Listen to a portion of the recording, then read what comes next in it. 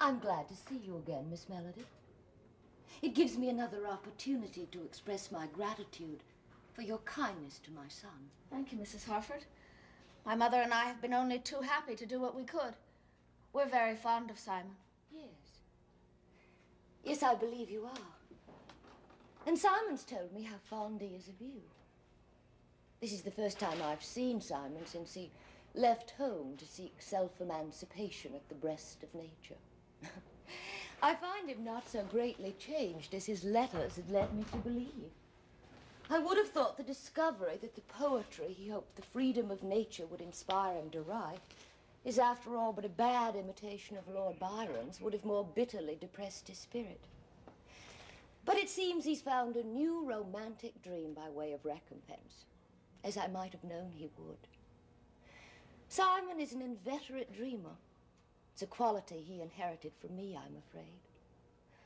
Although the Harfords have been great dreamers, too, in their way. Even my husband has a dream. Oh, it's a conservative, material dream, naturally. I've just been reminding Simon that his father is rigidly unforgiving when his dream is flouted, and very practical in his methods of defending it. I don't think Simon imitates Lord Byron. I hate Lord Byron's poetry, and I think there's a true poet in Simon. Oh, in feeling, of course. It's only natural that you should admire that in him now. But I warn you, it's a quality very difficult for a woman to go on admiring in a Harford, judging from what I know of the family history. Simon's grandfather had the same quality. A fanatic in the cause of freedom. He went to France and became a rabid Jacobin, a follower of Robespierre. He would have liked to have gone to the guillotine with his incorruptible redeemer, but he was just too unimportant. They simply forgot to kill him. I remember him very well.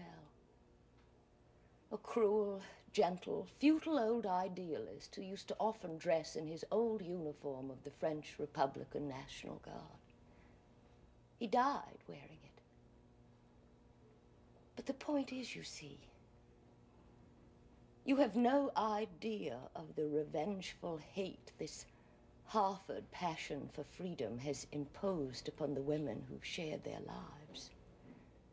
Simon's great aunts, the sisters, as everyone called them, were actually driven to make a large fortune in the slave trade.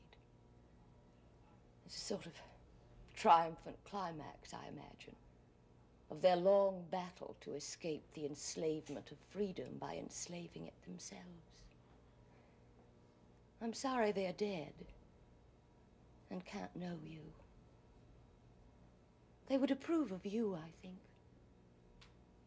They would see that you are young and ambitious and determined to take what you want. They would have smiled like hungry serpents and welcomed you into their coils. Evil old witches. Quite detestable. But I couldn't help admiring them. Pitying them, too, in the end. You see, we had a bond in common. They idolized Napoleon, and I used to dream that I was Josephine. Even after my marriage, I'm afraid. I've always admired him, too. It's one of the things I've held against my father, that he fought against him and not for him.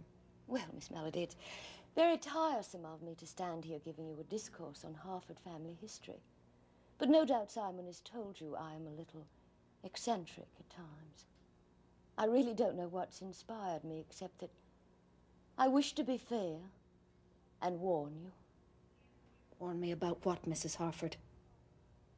Why, that the Harfords never part with their dreams, even when they deny them. They cannot. That's the family curse. Well, I began to resemble Cassandra with all my warnings, and I continue to stand here boring you with words. Goodbye, Miss Melody.